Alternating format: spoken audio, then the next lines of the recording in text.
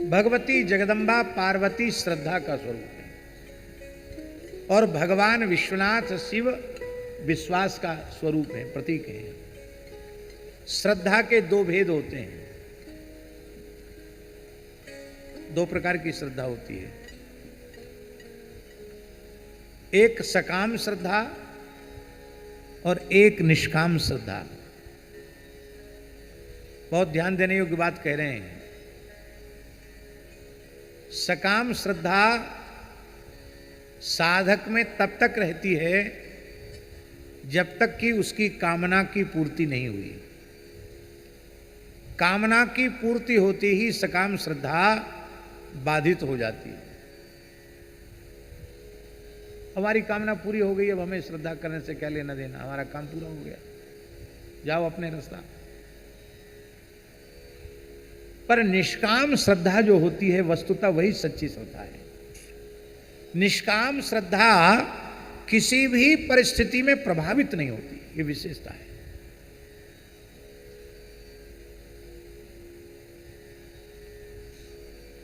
अभी कुछ दिन पहले एक व्यक्ति मिले, वृंदावन की बात है। उन्होंने कहा महाराज पहले बहुत अच्छे थे, जब से थोड़ा भजन सत्संग करने लगे, नाम जप करने लगे, तब से तो लगता सारी समस्याओं का पहाड़ हमारी ऊपर टूट पड़ा। पहले तिलक नहीं लगाते थे, तुलसी नहीं बांधते थे, मनमाना खाते पीते थे, तब कुछ नहीं था। अब जब से सत्संग में आए, तिलक लगाना शुरू किया, तुलसी बांधे, एकादशी करने लगे, खान पान की शुद्धि कर ली, कुछ थोड़ा बहुत साधन भी करने लगे, तो समस्या ही समस्या, खत्म ही नहीं हो रही समस्या है।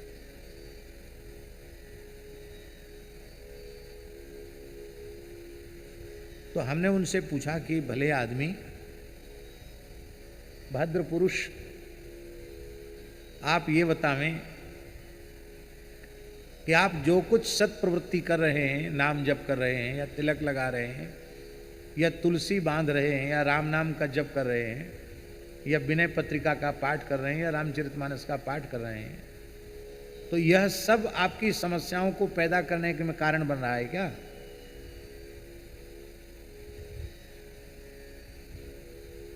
अरे जब तक तुम भले ही विमुख थे तो तुम्हारा प्रारब्ध तुम्हारे अनुकूल था, इसलिए अनुकूल फल मिल रहा था।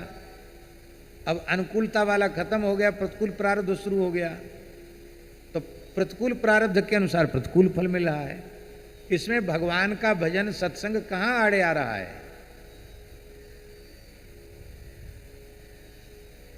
इसलिए हम किसी कामना की पूर्ति के लिए, उद्देश्य की पूर्ति के लिए, किसी लौकिक नहीं, किसी पारलौकिक लाभ के लिए भी श्रद्धा न करें।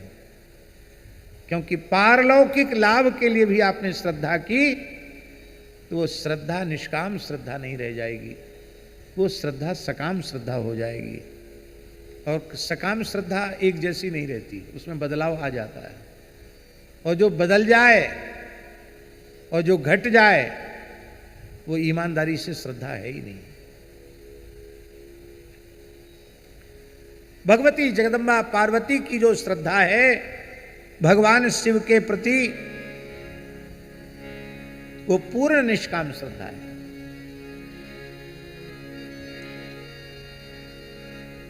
पूर्ण निष्काम श्रद्धा है।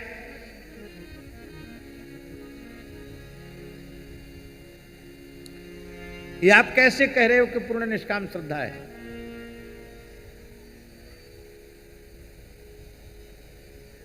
सप्तर्षि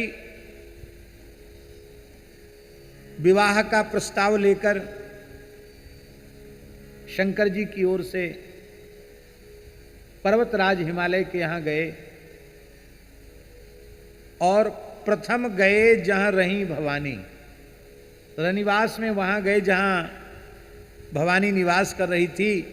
बोले मधुर बचन छल सानी, मधुर वचन बोले, छल से सान कर मधुर वचन बोले, व्यंग युक्त कपट वचन बोले।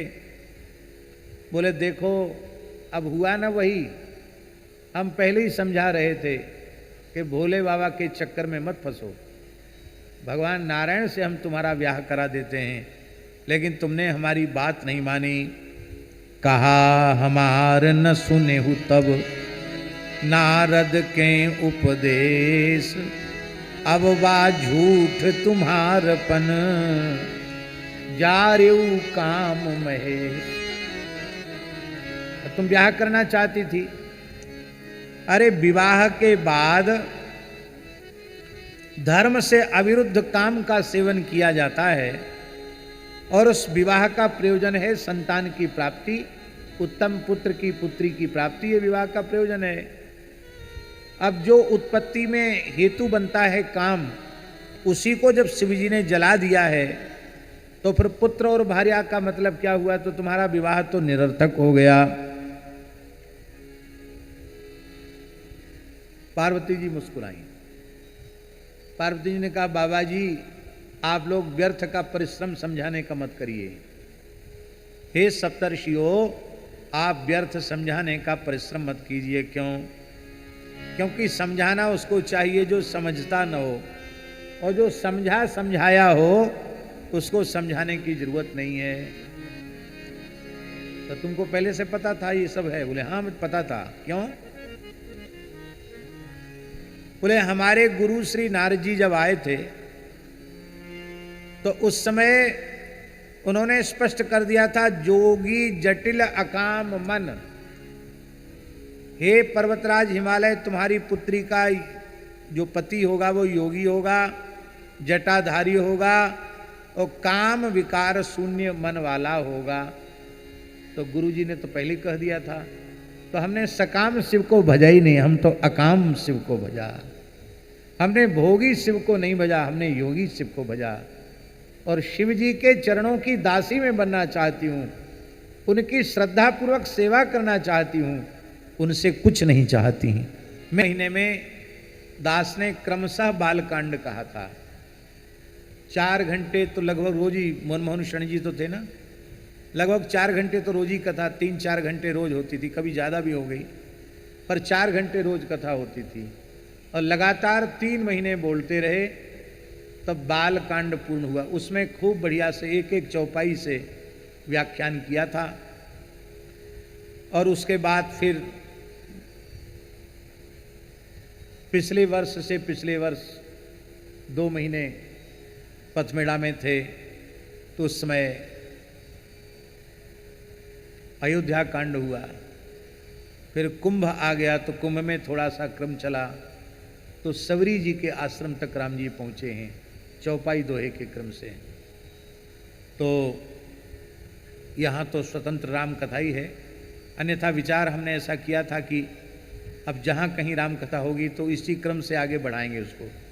तो इस क्रम से आगे बढ़ाने से धीरे धीरे ग्रंथ पूरा हो जाएगा।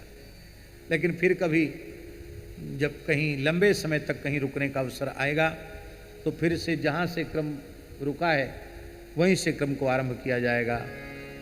यहाँ तो केवल मात्र संकेत मात्र में है।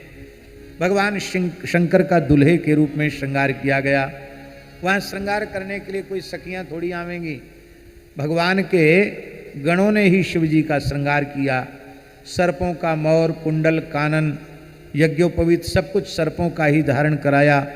सर्प की आड़बंद, सर्प की ही लंगोटी, मस्तक पर गंगा जी जो भगवान का चरणामृत हैं, ललाट पर द्वितीया का चंद्रमा है, कंठ में गरल की नीलिमा है, वो भगवान शिव की कृपालुता की सूचिका है।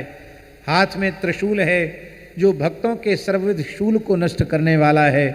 हाथ में डमरू है जिसमें संपूर्ण शास्त्र सन्निविष्ट हैं। व्याकरण शास्त्र का जो जनक है। बारात भी विचित्र है, उसमें भगवान विष्णु के नेतृत्व में संपूर्ण देवता हैं और वीरभद्र, भृंगी आदि शंकर जी के विशेष गणों के नेतृत्व में भूत, प्रेत, पिशाच, वेताल, कूष्मांड, वैनायक आदि घोर रुद्र गणों की टोली है। और देखने से ही पता चलता है कि ये भोले बाबा की बारात है और ये विष्णु भगवान की। बीच बीच में भगवान विवाह में कुछ न कुछ हंसी ठिठोली होती ही है। हरि के व्यंग वचन नहीं जाही। बीच बीच में भगवान कुछ व्यंग बाण भी बात भी बोल देते हैं जो विवाह के आनंद का संवर्धन करते हैं। नाचहि गावहि गीत परम तरंगी भूत सब, भूत प्रेत सब नाचते गाते हैं, गीत गाते हैं। और इस तरह से भोले बाबा की बारात वो हिमालय के यहां जा पहुंची। बोलो भक्त वत्सल भगवान की जय। जय जय श्री सीताराम।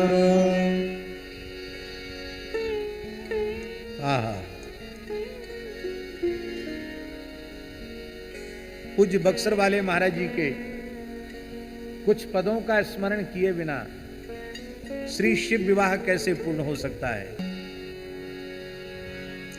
बारात द्वार पर आ गई। पद तो बहुत हैं लेकिन समय की अवधि में पूर्ण करना है। मैना जी ने परिचन किया। दूर्वाक्षत दधिपान फूल फल थाल आरती का सज करके मैना जी उपस्थित हुई हैं। मध्य में बड़ी शोभा हो रही है हिमालय की धर्मपत्नी मैना जी की। और जैसे ही शिव जी के निकट आई, शिव जी का विकट वेश देखा तो आगे आए विकट बर लख के थाल पटक सब भाजरी परछन चलू आली। थाल पटक करके मैना जी भाग गई। शोक से विकल होकर के आंगन में विलाप कर रही हैं। मैना विलाप कर रही हैं। कौन समझावे। महर्षि में तो पार्वती जी ने बहुत सुंदर शब्दों में अपनी माता को प्रबोध दिया है। और इस पूरे प्रकरण में कन्याओं को अपने पिता माता के समक्ष जब कभी ऐसी परिस्थिति उत्पन्न हो जाए तो इसी प्रकार के विवेक का परिचय देना चाहिए जो भगवती जगदम्बा पार्वती ने दिया। दोष आरोपण नहीं किया। बोले माँ इसमें आपका क्या दोष है, पिताजी का क्या दोष है। प्रत्येक व्यक्ति अपने प्रारब्ध को लेकर उत्पन्न होता है। जो हमारे लीलार पर सुख दुख लिखा है उसके भोक्ता हम स्वयं हैं। इसमें आपका दोष क्या है, नारद जी का दोष क्या है, सप्तर्षियों का दोष क्या है। तपस्या हमने की क्योंकि हमको यही लिखा था हमारे भाग्य में। और जो भाग्य में लिखा हो उसको स्वीकार करने में नाक भौं नहीं सिकोड़ना चाहिए, प्रसन्नता पूर्वक प्राप्त करना चाहिए। मैं प्रसन्न हूं, मैं प्रसन्न हूं तो आपको दुख करने की क्या आवश्यकता है। बोले मैं तो पर्वत पर गिर जाऊंगी, समुद्र में कूद जाऊंगी, कुआं में गिर जाऊंगी, जीते जी ब्याह नहीं करने दूंगी अपनी बेटी का। ऐसे पागल वर के साथ विवाह के लिए हमारी पुत्री ने इतनी कठोर तपस्या की।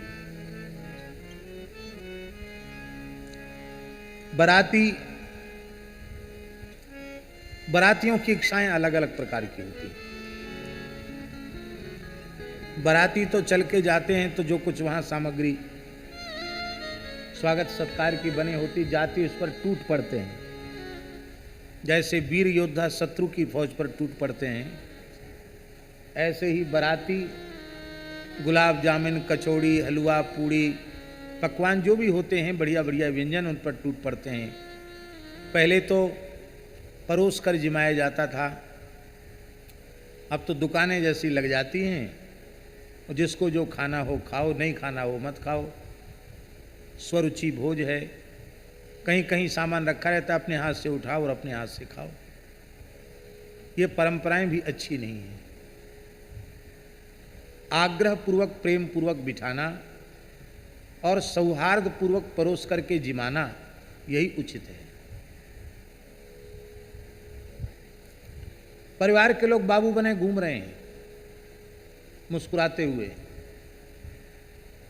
और क्या कहते हैं उनको, आजकल की भाषा में जो ठेका दे देते हैं उनको, हैं इवेंट वाले कहते, क्या कहते हैं, ऐसी कुछ बोलते हैं। तो वो लोग जो है खिलाते हैं।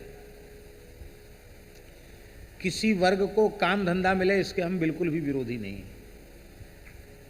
लेकिन पारिवारिक सौहार्द, सामाजिक सौहार्द, राष्ट्रीय सौहार्द यही सबसे बड़ी मनुष्य की पूंजी है।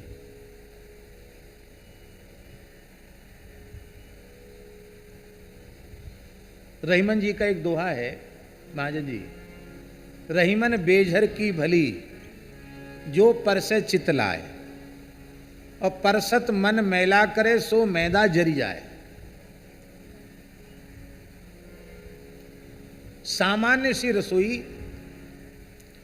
केवल चटनी रोटी आप प्रेम से अतिथि को जिमा दो, 56 भोग खाने के बाद वह तृप्ति नहीं होगी जो चटनी रोटी खाने के बाद तृप्ति होगी।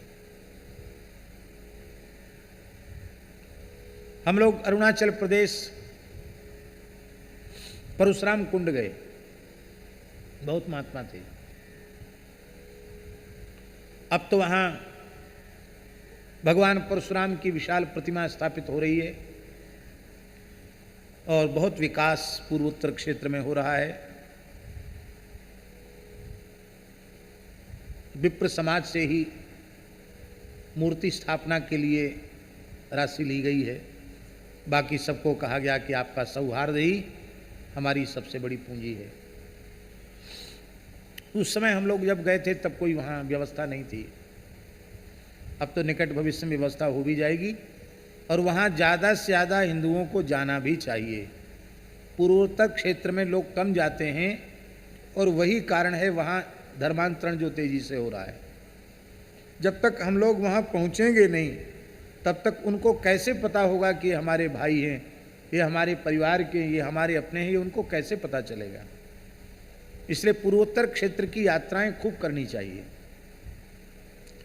तो हम लोग वहाँ से परशुराम कुंड स्नान करके चले, पहाड़ चढ़े थे, थोड़ा पैदल चढ़े उतरे थे, फिर एक महात्मा का स्थान आया, वहाँ गए।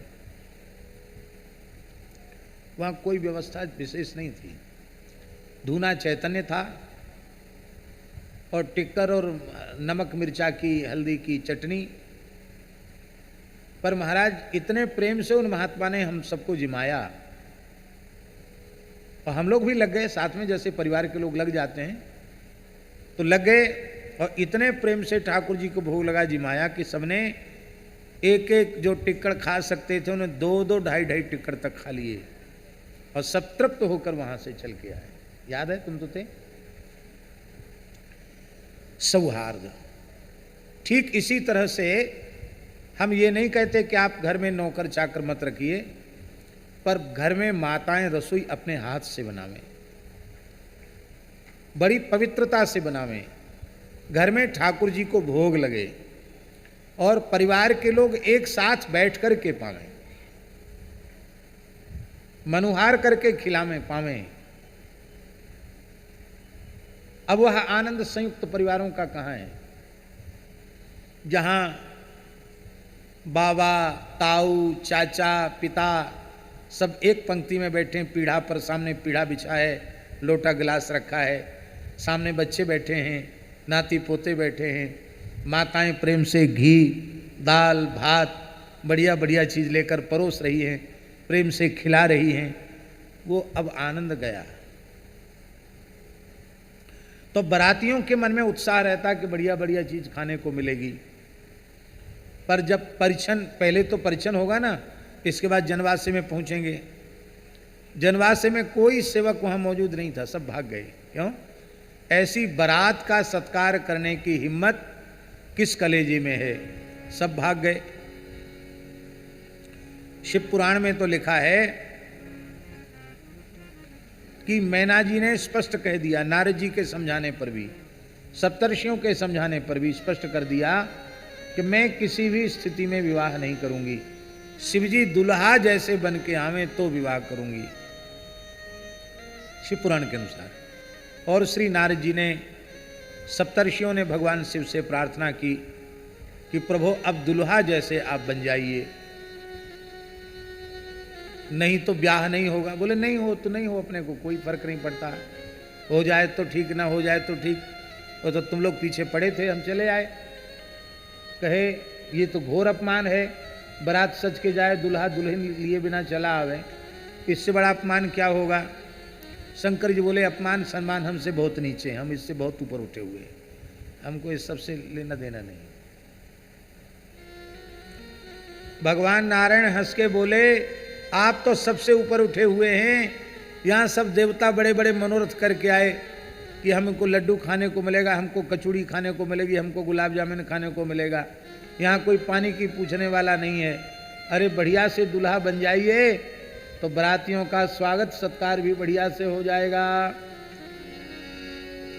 आपने ऐसा क्यों किया? भगवान शिव बोले कि हमने सुना कि ब्याह में लोग थोड़ा हास परिहास भी करते हैं, हंसी मजाक भी करते हैं। तो हमने कहा ससुराल वाले हंसी मजाक करें, इसके पहले ही हम इतना बड़ा हंसी मजाक कर देते हैं कि ससुराल वाले हिम्मत ही न जुटा पावें कि अब हम दुल्हा के साथ कोई हास परिहास करेंगे। किसी ने कहा महाराज आपकी सासू जी परिछन का थाल पटक कर भाग गई, कितना भारी अपमान आपका हुआ। बोले नहीं नहीं कुछ नहीं, ये तो जगह जगह की रीतियां रिवाज हैं, हिमाचल प्रदेश की यही रीति रिवाज होगी कि थाल पटक कर जाना ही परिछन होता होगा। अथवा उन्होंने देखा कि इनको क्या जलझारी से अर्घ दें जिनके जटाओं में गंगा जी बह रही हैं, इनको क्या दीपक दिखावें जिनके तीसरे नेत्र से आग की लपट निकल रही है, धगत धगत धगत ज्वलल ललाट पट्ट पाव के, उनको हम क्या आरती उतारें। इसलिए हमारे शिवत्व को देख करके और उन्होंने सोचा यहाँ तो संपूर्ण समर्पण कर देना ही उचित है, इसलिए एक साथ सर्वोपचारान समर्पयामी करके चली गई। बोले महाराज अब तो दुल्हा जी बनना पड़ेगा। शिव पुराण में भगवान शिव के दुल्हा वेश का वर्णन है, बड़ा अद्भुत है। उनका बाघांबर अत्यंत सुंदर रेशमी पीतांबर बन गया, उनका व्याघ्र गजचर्म, उनका गजचर्म सुंदर कौशेय वस्त्र बन गया, उनका जो चिता भस्म है वो मलयागिरी केसरयुक्त चंदन का अंगराग बन गया। क्या कहना, उनके जो सर्प हैं वो मणियों से जटित दिव्य आभूषण हो गए। हमारे ठाकुर जी श्याम वर्ण के हैं तब इतने सुंदर हैं, और ये कर्पूर गौर दुल्हा बन जाएं, सुंदर बन जाएं, तब क्या कहना। कोटि कोटि कंदर्प दर्प दलन करने वाला सौंदर्य भगवान शिव का प्रकट हो गया। अष्ट सिद्धियां नवनिधियां नाचते हुए आगे चल रही हैं, सूर्य चंद्र छत्र लगा करके चल रहे हैं, देवराज इंद्र चमर लिए हुए हैं, कुबेर चमर लिए हुए हैं, भगवान नारायण हाथ पकड़ के साथ में चल रहे हैं। क्या अद्भुत झांकी हो रही है। इस झांकी का दर्शन करके प्रेम से मैना जी ने आरती उतारी और बारात का खूब जोर का स्वागत सत्कार हुआ। बोलो भक्तवत्सल भगवान की जय। पूरी विवाह की विधि संपन्न हुई। का क्रम है, उसके शुरू मंडप में आए और प्रेम से गणपति पूजन हुआ। गोस्वामी तुलसीदास जी कहते तो ब्याह ही नहीं हुआ, गणेश जी कहां से आ गए। तो कहते हैं को सुनि संशय करे जनी सुनी सुर अनादि जिए जान। देवता अनादि होते हैं। जैसे प्रधानमंत्री पद है, राष्ट्रपति पद है, जो व्यक्ति उस पर बैठता है वो प्रधानमंत्री हो जाता है, जो व्यक्ति बैठता है उस पर वो राष्ट्रपति हो जाता है। अभी जो राष्ट्रपति महोदया हैं मुर्मू जी, बड़ी श्रद्धावती है। अभी 3 दिन उनका ब्रज में प्रवास था, गिरिराज जी की परिक्रमा, ब्रज में संतों का दर्शन, सब जगह तो अधिकारी लोग भी उनको हाथ पैर जोड़ रहे थे सुरक्षा की दृष्टि से हवाला दे करके, लेकिन उन्होंने कहा कि नहीं, मैं विधि पूर्वक परिक्रमा भी करूंगी, सब कुछ विधि पूर्वक करूंगी। बड़ी श्रद्धा है बोली हम। और गया जी गई तो अपने पूर्वजों का उन्होंने पिंडदान किया। ये सौभाग्य है। कोई समय ऐसा था इस देश में, प्रधानमंत्री राष्ट्रपति डरते थे किसी मंदिर में जाने से, किसी धार्मिक स्थल पर जाने से डरते थे, किसी साधु संत के सामने पहुंचने से डरते थे, क्योंकि उनको कहीं कोई धर्म सापेक्ष न कह दे, उनकी धर्म निरपेक्षता सेक्युलरिज्म कहीं प्रभावित न हो जाए। हाँ, और कहीं अन्य धर्मावलंबियों के यहाँ चले जाएं उसमें प्रभावित नहीं होगा, हिंदू के यहाँ चले गए तो प्रभावित हो जाएगा। लेकिन बहुत सौभाग्य की बात है, आज देश इस परिस्थिति में पहुंच गया है कि जो थोथी धर्म निरपेक्षता का आडंबर था, पाखंड था, वो भगवत कृपा से समाप्त हो गया है। लेकिन देशवासियों को सावधान रहना चाहिए। पूरे विश्व की परिस्थिति बहुत अच्छी नहीं है, कहीं भी बहुत विस्फोट होगा तो गृह युद्ध की स्थिति आ सकती है। उसके लिए देश का सर्वविध कल्याण हो, हम तो यही चाहते हैं। लेकिन हिंदुओं का संगठित रहना, अनुशासित रहना और एक दूसरे को सुरक्षित रखने की भावना में दृढ़ होना, ये बहुत जरूरी है।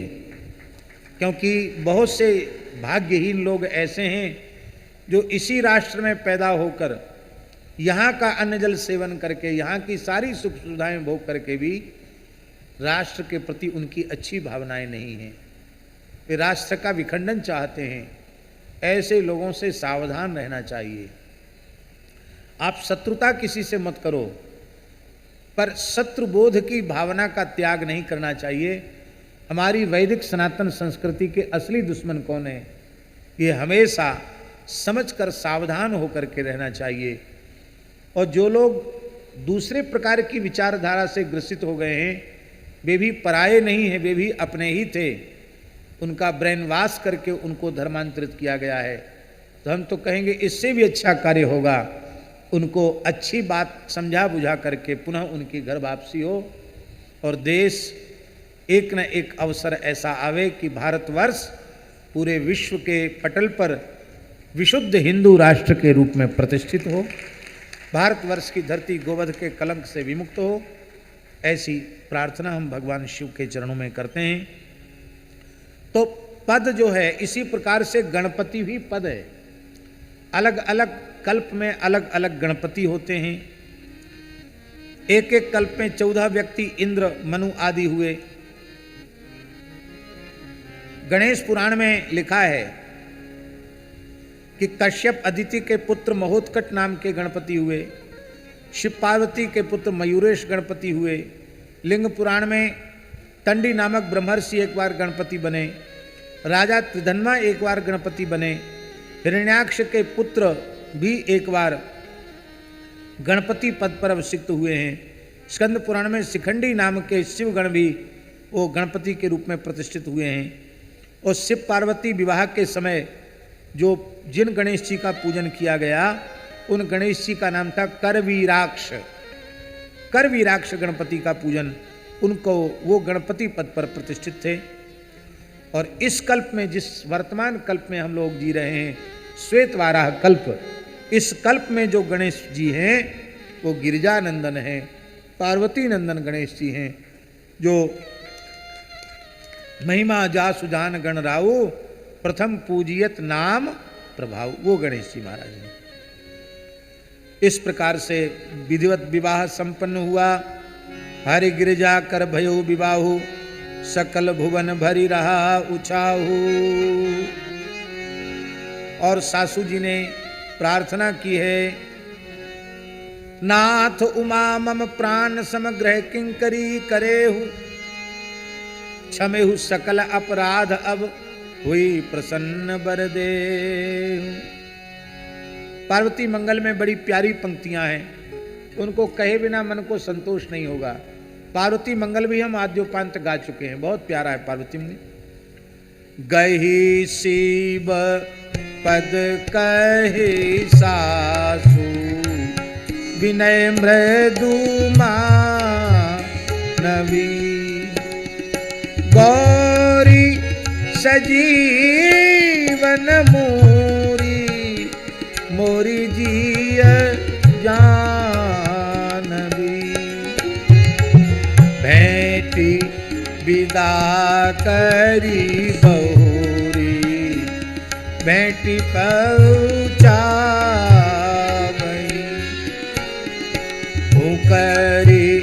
हुकरी सोलवाए, रेणु जनु गावई।